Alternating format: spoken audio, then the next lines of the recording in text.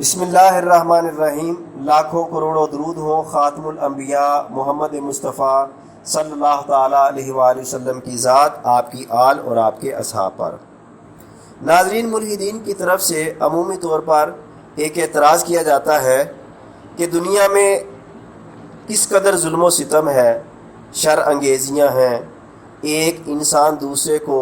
کہیں پہ دھوکہ دے رہا ہے تو کہیں پر اس پر ناحق ظلم کر رہا ہے، حتیٰ کہ ایک انسان دوسرے کو قتل کرنے سے بھی باز نہیں آتا۔ تو اس سے لازم یہ آتا ہے کہ خدا ان برائیوں کو ختم کرنے پر قادر ہی نہیں ہے، کیونکہ اگر وہ قادر ہوتا تو ظاہر سی بات ہے کہ دنیا میں برائیاں نہ ہوتی۔ تو جب دنیا میں برائیاں ہیں اور برائیوں کا وجود ہے تو اس سے لازم یہ آتا ہے کہ خدا قادر نہیں ہے۔ ناظرین، اس کا جواب بہت سادہ سا ہے کہ خدا نے انسان کو پیدا کرنے کے بعد اس کو پتھر کی طرح مجبور نہیں کیا، یعنی ایسا نہیں ہے کہ وہ کسی پر ظلم ستم کرنے لگے تو اس کے ہاتھ شل ہو جائیں یا وہ بندہ وہیں پہ منجمد ہو جائے اور باوجود کچھ کام کرنے کے اس سے وہ ظلم سرزد نہ ہو، ایسا نہیں ہے۔ خدا نے انسان کی تخلیق کے بعد اس کو ارادہ اور اختیار کی آزادی دی کہ وہ چاہے تو خیر کو اختیار کرے اور چاہے تو شر کو اختیار کرے، اور اسی رویہ کی بنیاد پر ہر شخص کو اس کا اجر دیا جائے گا یا اس کی سزا قیامت کے دن دی جائے گی۔ تو ایسا نہیں ہے۔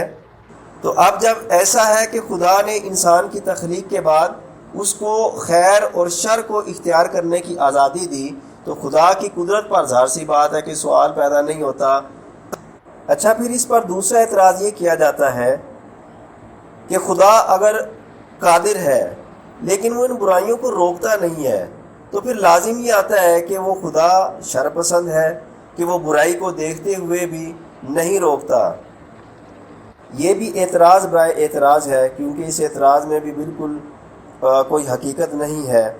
اس اعتراض کے جواب سے پہلے ہمیں یہ بات ذہن میں رکھنی چاہیے کہ خدا نے اس دنیا کو امتحان کے اصول پر بنایا ہے، یعنی یہ دنیا دارالامتحان ہے، اور اسی کی تلقین اللہ تعالیٰ نے